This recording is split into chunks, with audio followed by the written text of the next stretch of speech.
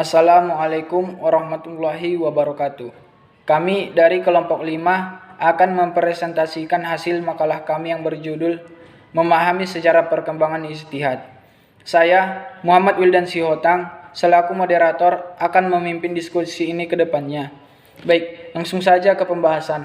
A. Pengertian ijtihad. Ijtihad menurut bahasa adalah pengarahan seluruh daya upaya yang dimiliki secara optimal.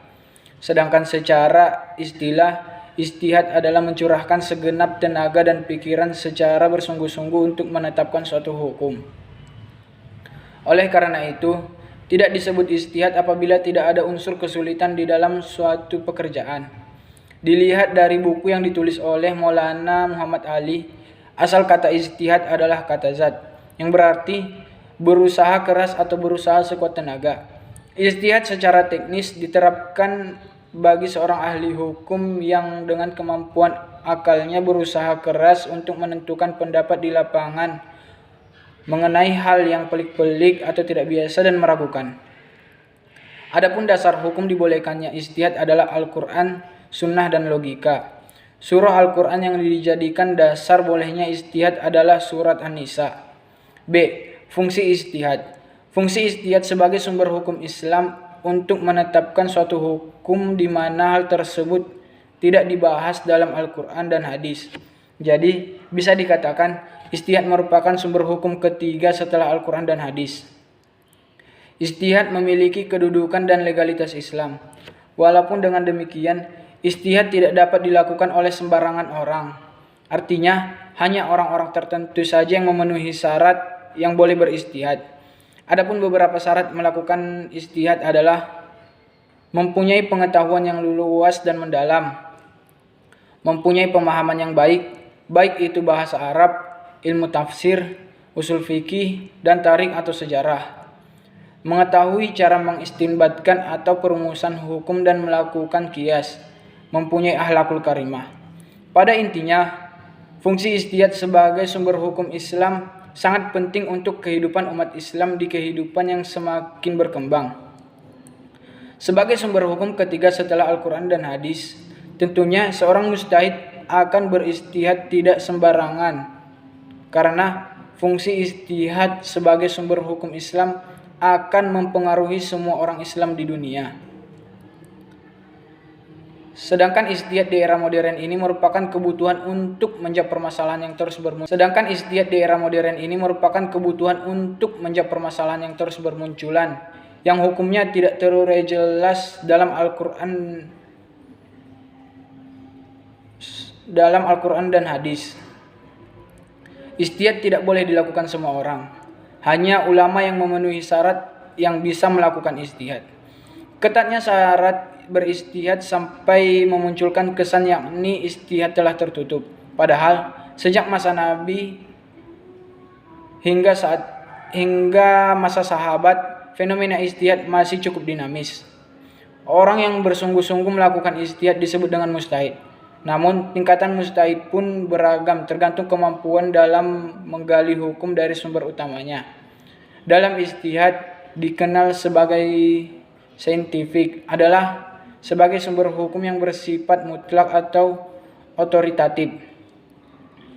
Tujuan ijtihad menurut Nurcholish adalah untuk mengetahui atau menjawab suatu masalah yang ada pada dunia yang belum terjawab di dalam Al-Quran dan hadis. Ijtihad juga telah tumbuh sejak masa awal Islam, yakni pada zaman Nabi Muhammad SAW. Kemudian berkembang dari masa ke masa sahabat, serta masa generasi selanjutnya. Menurut Ahmad Badi, hukum ijtihad ada 4, yaitu fardu ain, fardu kifayah, dihukumi sunnah, dan hukumnya haram terhadap ijtihad yang telah ditetapkan secara qat'i karena bertentangan dengan syara'. Baik, cukup sekian yang dapat saya sampaikan. Yang selanjutnya materinya yang akan disampaikan oleh Epli Waldi Siombing. Kepada Epli kami persilahkan. Assalamualaikum warahmatullahi wabarakatuh. Perkenalkan, nama saya Bintan Nurpen. NIM 211 3030 057.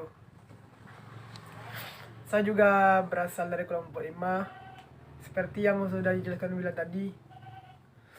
Sekarang saya ingin menjelaskan sejarah perkembangan Ittijihad.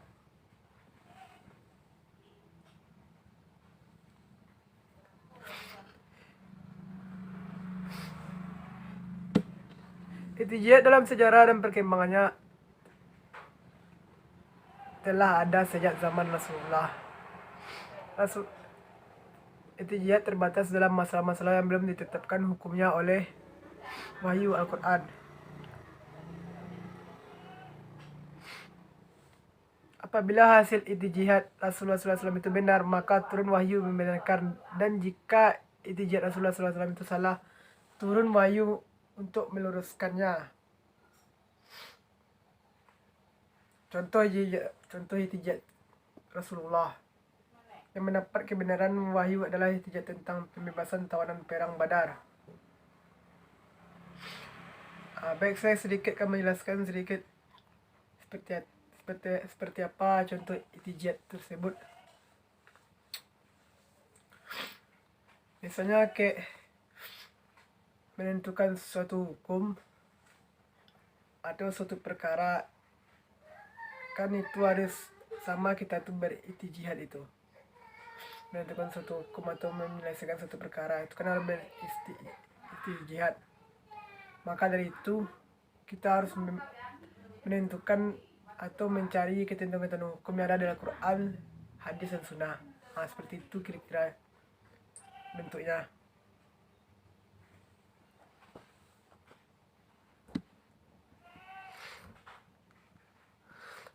Pada masa sahabat, ittijihad mulai banyak dipakai karena dengan wafatnya Rasulullah SAW, wahyu dengan sendirinya tidak lagi diturunkan dan hadis juga tidak lagi bertambah.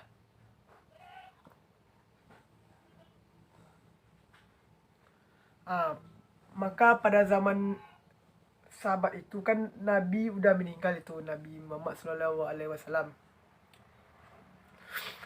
Jadi pas masa ittijihad pada masa sahabat. Ittijihad pada masa sahabat mulai banyak dipakai karena dengan wafatnya Rasulullah, wahyu dengan sendirinya tidak lagi diturunkan dan hadis juga tidak lagi bertambah. Maksudnya di sini kan kalau Nabi udah meninggal, otomatis tuh sahabat turun tangan untuk menentukan mana yang baik dan mana yang buruk. Seperti menentukan hukum suatu perkara, itu kan harus para sahabat tuh berittijihad samanya. Dan dalam menentukan suatu hukum atau permasalahan itu, mereka pun harus harus musyawarah bersama-sama dan menyelesaikan suatu permasalahan. Kira-kira seperti itu. Ittijihad mengalami perkembangan yang paling pesat pada abad ke-2 sampai dengan abad ke-4 Hijriah. Masa itu dikenal dengan periode pembukuan sunnah serta fikih dan munculnya mujtahid terkemuka. Kemudian dikenal sebagai imam mazhab, yaitu Imam Hanafi, Malik, Syafi'i, Hambali. Setelah abad ke-4 Hijriah, perkembangan ittijihad mengalami kemunduran, bahkan muncul pendapat bahwa pintu ijtihad telah tertutup. Hal ini disebabkan karena umat Islam merasa cukup dengan pendapat-pendapat mujtahid sebelumnya.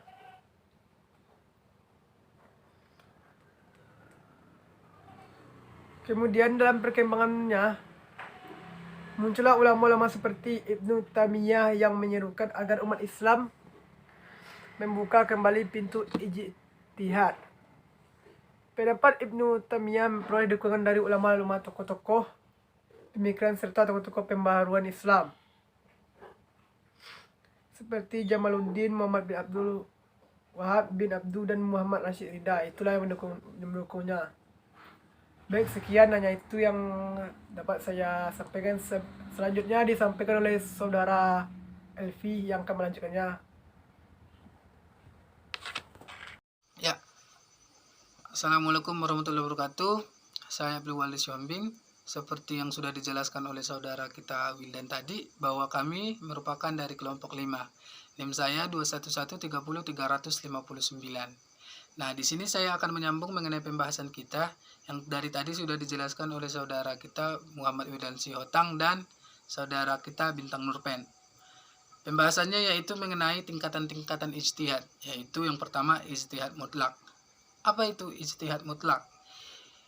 Ijtihad mutlak adalah di mana seorang mujtahid dalam memutuskan suatu perkara ataupun mencari suatu dasar hukum itu dia melakukannya secara sendiri-sendiri tanpa adanya bantuan orang lain maupun ulama-ulama mujtahid-mujtahid lain. Mutlak dia sendiri. Yang kedua, ijtihad fi al-majhab. Nah, kalau kita artikan ini dari bahasa Arab, ijtihad tentu sudah tahu ya, secara istilah dan terminologi sudah tahu ya. Fi, kalau dari saya memang tidak paham bahasa Arab, tapi kalau dikit-dikit bisalah.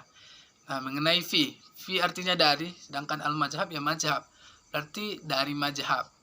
Seorang ulama berijtihad mengenai hukum syara dengan menggunakan metode istinbat hukum yang telah dirumuskan oleh imam mazhab. Nah, di sini dalam memutuskan suatu perkara ataupun seorang mujtahid itu berijtihad, dia itu melakukan yang namanya istinbat, metode istinbat yang sudah ditetapkan oleh mazhab yang dipercayainya. Selanjutnya ada yang namanya dibagi lagi secara lebih sempit. Ijtihad ditingkatkan menjadi 3 kelompok, yakni yang pertama ijtihad at-takrij, yaitu kegiatan ijtihad yang dilakukan seorang mujtahid dalam mazhab tertentu untuk melahirkan hukum syara yang tidak terdapat dalam hasil ijtihad imam mazhabnya,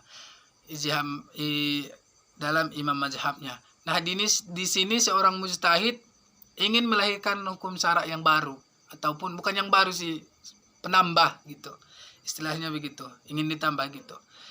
Jika seorang mujtahid ini tidak menemukan suatu perkara itu ataupun suatu dasar hukum itu di dalam mazhab yang diyakininya, maka dia mencari sendiri, tetapi masih berpatokan dengan Al-Quran dan hadis dan mazhabnya itu juga. Yang kedua yaitu ijtihad at-tarjih, yaitu kegiatan ijtihad yang dilakukan untuk memilah pendapat yang dipandang lebih kuat. Nah, seorang mujtahid ini kan memiliki yang namanya imam mazhab, ya. Mazhab tentu juga banyak, nggak cuma satu, lebih dari satu kan juga banyak, ya dia itu. Jika terdapat beberapa pendapat dari imam mazhab, maka di sini seorang mujtahid tugasnya adalah membandingkan antara pendapat tersebut, mana yang lebih baik, maka itu yang dipilih. Itu dia.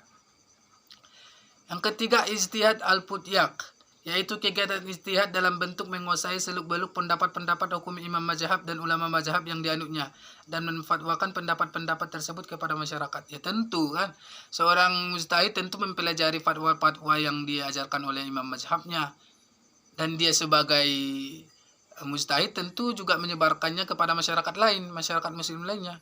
Itu dia. Adapun macam-macam ijtihad, yakni yang pertama ijma. Ijma artinya kesepakatan, yakni kesepakatan para ulama dalam menetapkan suatu hukum-hukum dalam agama berdasarkan Al-Quran dan hadis.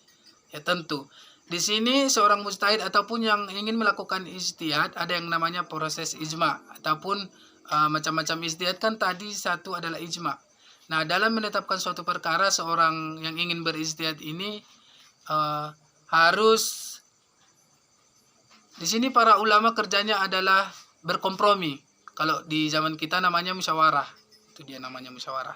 Mereka bermusyawarah untuk memutuskan suatu kesepakatan untuk memutuskan suatu perkara. Itu dia. Nah, ijma ini juga terbagi ke dalam 2 bagian ya, yaitu yang pertama ijma qouli. Ijma qouli merupakan ijma di mana para ahli ijtihad atau ulama masing-masing mengeluarkan pendapatnya. Nah, di sini ijma qouli, para yang berijma di sini para ulama sangat aktif. Mereka itu bebas mengeluarkan pendapat. Dan tidak ada larangan. Itu dia. Mereka mengeluarkan pendapat baik secara lisan maupun tulisan, itu bebas semuanya. Nah, yang kedua yaitu ijma al-sukuti. Ini sama saja sih sama yang pertama ijma qouli, tetapi di sini ada beberapa ulama yang cenderung diam. Diam artinya mereka itu sudah setuju sudah setuju dengan pendapat ulama yang lain, pendapat ulama yang telah ada. Nah, di sini juga sama dengan ijma' qauli, juga ada kebebasan dalam mengeluarkan pendapat, tetapi itulah yang namanya ijma' al-sukuti. Lebih cenderung diam. Diam artinya setuju. Itu dia. Nah, jenis ijtihad yang kedua adalah qiyas. Qiyas secara bahasa memiliki arti sebagai tindakan mengukur sesuatu atau sesuatu lainnya dan kemudian disamakan. Sedangkan secara istilah, qiyas diartikan sebagai menetapkan hukum terhadap sesuatu yang sudah ada ketentuannya. Sedangkan pengertian qiyas menurut beberapa ahli memang cukup beragam. Ya jelas ya, setiap ahli berarti setiap ahli pasti memiliki sudut pandang yang berbeda. Contoh qiyas adalah menentukan hukum halal haram dari narkotika. Nah, kalau kita lihat di Al-Qur'an, ini saya buat contoh kecilnya ya. Kalau kita lihat di Al-Qur'an, narkotika tentu tidak ada ya, tetapi yang haram itu ada, yang memabuk-mabukkan. Kan kalau kita lihat itu narkotika juga memabukkan. Jadi disamakanlah ini antara narkotika dengan yang memabukkan tadi, khamar. Kalau memabukkannya haram, itu dia cara menimbang dan menyamakan tersebut. Kurang lebih seperti itulah. Yang ketiga adalah istishab. Istishab adalah tindakan menetapkan berlakunya suatu ketetapan sampai ada alasan yang mengubahnya. Contohnya, apabila ada pertanyaan, bolehkah seorang perempuan menikah lagi apabila yang bersangkutan ditinggal suaminya bekerja di perantauan dan tidak jelas kabarnya. Nah, di sini kita tidak boleh melanggar suatu ketentuan apabila kita belum menemukan sesuatu alasan yang jelas. Nah, mengenai contoh ini, sini kan ada contoh bahwa ada seorang istri yang menunggu kabar dari suaminya berbulan-bulan tidak datang, bikinlah bertahun-tahun tidak datang. Tetapi belum ada kabar yang jelas kalau suaminya ini masih hidup atau enggak. Maka seorang istri ini belum boleh menikah karena status dari suaminya belum kita tahu. Bisa saja kan bisa saja kan ada faktor-faktor tertentu, jaringan tidak ada, transport kurang memadai. Mana tahu suaminya bekerja di pelosok, kan kita nggak tahu. Transportasi yang minim, banyak sih faktor-faktor. Tapi kalau sudah ada jelas, halo ini suami ibu sudah meninggal, ya jelas lah kita boleh kawin kan, istrinya boleh kawin. Apa yang ditunggu? Tetapi ada pengecualian, harus lewat dulu masa iddah.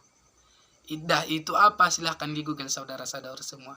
Yang mana kalau secaranya iddah adalah suatu masa di mana seorang istri boleh kawin kalau suaminya baru meninggal. Kurang lebih seperti itulah. Yang keempat adalah urf. Adalah tindakan menentukan masih bolehnya suatu adat istiadat dan kebiasaan masyarakat setempat selama kegiatan tersebut tidak bertentangan dengan aturan-aturan prinsipal dalam Al-Quran dan hadis. Nah, di sini agak berkaitan dengan adat istiadat ya. Ya. Nah, di sini kenapa adalah tindakan menentukan masih bolehnya, boleh atau tidak adat istiadat itu dilakukan. Nah, jadi gini cara mengukurnya. Kalau adat istiadat yang dijalankan tersebut melanggar hukum ataupun berdosa, hukum agama, itu tidak boleh. Tetapi kalau masih sah-sah aja, biasa aja, tidak ada dosa dan lain-lain, ya boleh. Itu dia. Contohnya kayak astagfirullahaladzim. Maaf ya bahasa Batak. Itulah kalau bahasa. Nah, contohnya kalau di daerah saya itu kan ada yang namanya adat istiadat main musik, keyboardan kalau ada acara kawin kan, keyboard, sejenis itulah.